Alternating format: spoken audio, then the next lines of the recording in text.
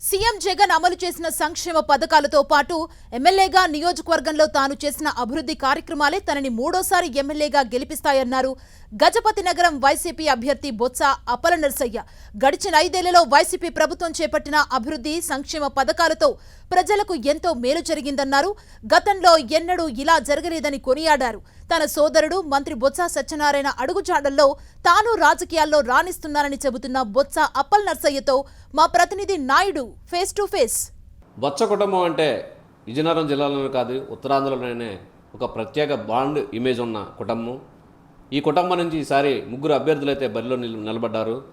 చీపురుపల్లి నుంచి sitting MLA అలాగే మంత్రి బొత్స సత్యనారాయణ బరిలో నిలబడగా, విశాఖ ఎంపీ సీట్ నుంచి ఆయన సతీమణి బొత్స ఝాన్సీలక్ష్మి అయితే బరిలో నిలబడ్డారు. అలాగే గజపతి నగరం నియోజకవర్గం నుంచి బొత్స సోదరులు బొత్స అప్పలనర్సయ్య అయితే బరిలో నిలబడ్డారు. ఈ నేపథ్యంలో మన వద్ద బొత్స అప్పలనర్సయ్య ఉన్నారు. ఆయన అడిగి మరింత సమాచారం తెలుసుకున్నాము. సార్, ఎట్లా ఉంది? ఆల్రెడీ మీరు 2 సార్లు ఎమ్మెల్యేగా ప్రాతినిధ్యం వహించారు. ఇప్పుడు 3వసారి అంటే 4వసారి మీరు బరిలో దిగుతున్నారు. 3వసారి మీరు విజయావకాశాలు ఎట్లా ఉన్నాయి సార్? మీకు విజయావకాశాలు అయితే మెండుగా ఉన్నాయి. తప్పనిసరిగా 100% గెలుస్తాననే ఆత్మవిశ్వాసం అయితే నాకైతే ఉంది. ఎందుకంటే ఇది మన ప్రజాస్వామ్య దేశంలో ప్రజలు ఎవరైతే సర్వీస్ చేస్తారో, ఎవరైతే మాకు అందుబాటులో ఉంటారో చూసుకొని ఓటేసే పరిస్థితి మన ప్రజాస్వామ్యంలో ఉంది. కాబట్టి ఎప్పుడు కూడా 5 సంవత్సరాలు నేను ప్రజల్లోనే ఉంటాను, ప్రజలతో మమేకమై ఉంటాను. కాబట్టి ప్రజలు నన్ను ఆమోదిస్తారు అని చెప్పి ఒక నమ్మకం అయితే నాకైతే ఉంది. అది కూడా ఏదైతే నేను ఎన్నికల ముందు చెప్తానో 5 సంవత్సరాల్లో తోచా తప్పకుండా కార్యక్రమం నెరవేర్చి మళ్ళీ గ్రామాలకు వెళ్తుంటాను నేను. దానివల్ల అంటే ప్రజలు ఏదైనా ఎమ్మెల్యే గారు చెప్తే చేస్తారని ఒక నమ్మకం, భరోసా అనుకోని అయితే నేను కల్పించను ఈ నా రాజకీయ జీవితంలో. కాబట్టి తప్పనిసరిగా నేను గెలుస్తాను. అలాగే మా ప్రీత ముఖ్యమంత్రి జగన్మోహన్ రెడ్డి గారు ఏదైతే నవరత్నాల కార్యక్రమాలు ఉన్నాయో అవన్నీ కూడా గ్రామాల్లో 100% అమలు చేశాను.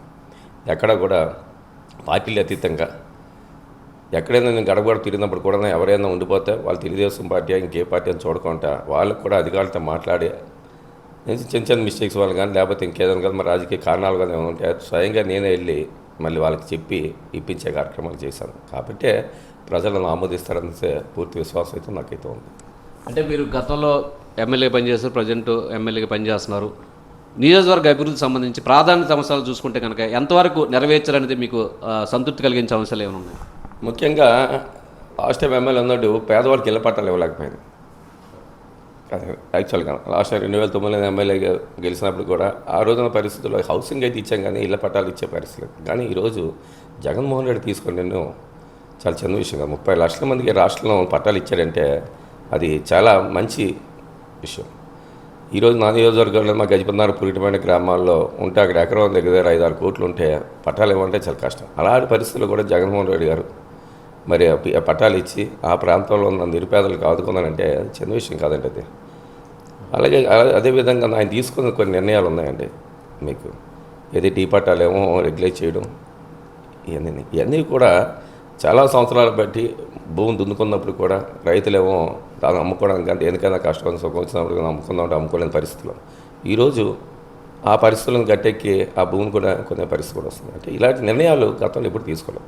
అలాగే ఆయన తీసుకున్న నిర్ణయం, జగన్మోహన్ రెడ్డి తీసుకున్న నిర్ణయం నాడు నేడు స్కూల్స్ ఎడ్యుకేషన్లోనే ఒక సమూలమైన మార్పులు తీసుకొచ్చి సంస్థలు తీసుకొచ్చి ఈ రాష్ట్ర ప్రజలకు ఏదైతే ఆంధ్రప్రదేశ్ వెనుకబడిన జిల్లా ఆంధ్ర రాష్ట్రం అంటున్నారో దాన్ని ముందడుగులో తీసుకెళ్ళాలంటే దాని కారణం ఎడ్యుకేషన్ని అభివృద్ధి పరిస్తే ఆంధ్రప్రదేశ్ రాష్ట్రాన్ని ముందంజలో ఉంటుందని ఒక ఆలోచనతో ఈరోజు ఒక దూరదృష్టితో ఈరోజు పరిపాలన సాగిస్తున్న వ్యక్తి.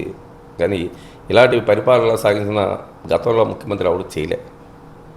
ఎప్పుడైనా ఎడ్యుకేషన్ సిస్టంలో ఎప్పుడైనా అభివృద్ధి చెందాలంటే ఎడ్యుకేషన్ పరంగా అభివృద్ధి చెందాలి. ఇలా కేరళ రాష్ట్ర వెనుకబడిన జిల్లా ఎందుకు అభివృద్ధి చెందుతున్నాయని కారణం బట్ ఎడ్యుకేషన్ 100% ఉండబట్టే కదా.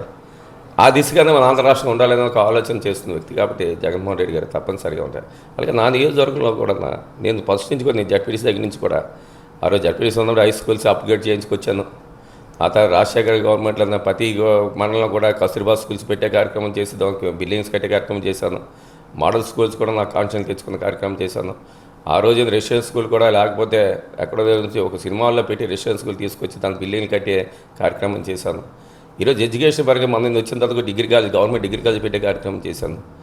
అలాగే ఈరోజు గిరిజన యూనివర్సిటీ కూడా ల్యాండ్ లేకపోతే నేనే దగ్గరుండి ల్యాండ్ ఇస్తామని చెప్పేసి తీసుకొని నా కాన్స్టిట్యూన్సీలో ఒక 50% ల్యాండ్ సాలిడ్ కాస్ట్ 50% ల్యాండ్ ఇచ్చి గిరిజన యూనివర్సిటీ నా ప్రాంతాల్లో కూడా అనుసంధానం చేసే విధంగా ఆ కార్యక్రమం రూపకల్పన చేస్తాం. అంటే ఎడ్యుకేషన్ ఎప్పుడైతే డెవలప్ అయిందో ఆ ప్రాంతం డెవలప్ అయిన ఆలోచనతో మేము ముందుకు వెళ్తున్నాం ఈరోజు.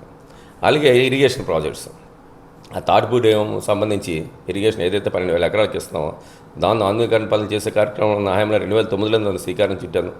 ఆ తర్వాత సైమల్టేనియస్గా మరి తెలుగుదేశం ప్రభుత్వంలోనేమో వచ్చిందే లైనింగ్ పనులు చేసి చివరి అక్కడ ఆయకట్టు కూడా నీరేవాళ్ళని ఆలోచన చేస్తాం. ముఖ్యంగా మాకు ఉందంటే ఉత్తరాంధ్ర సదన సమితి ఈరోజు జస్ట్ గవర్నమెంట్ ఇచ్చేసరికి దాని మీద ప్రత్యేకమైన దృష్టి పెట్టి దాన్ని తీసుకొస్తే మా ప్రాంతం అంతా సస్యశ్యామలు అయిపోతే ఇంక ఇబ్బంది లేదు. ఎందుకంటే రెండు మాకు ఒకటి ఇరిగేషన్, రెండేమో ఎడ్యుకేషన్, ఈ రెండింటిని ముందుసారి తీసుకెళ్ళాలని చెప్పి. అలాగే హాస్పిటల్స్, ఎందుకంటే మా ప్రాంతం మీకు తెలుసు వెలుగుపడిన 5 మండలాలకి సంబంధించిన గజపన్నారం హాస్పిటల్ 30 బెడ్ హాస్పిటల్ ఉండేది.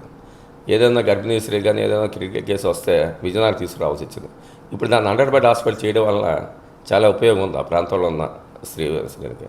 కాబట్టి ఇలాంటివన్నీ కూడా ఒక దూరదృష్టితో ఏదైతే ప్రజలకు ఎన్నికల ముందు హామీ ఇచ్చామో అన్నీ కూడా నెరవేర్చి మళ్ళీ ఎన్నికలకు వెళ్తున్నాం.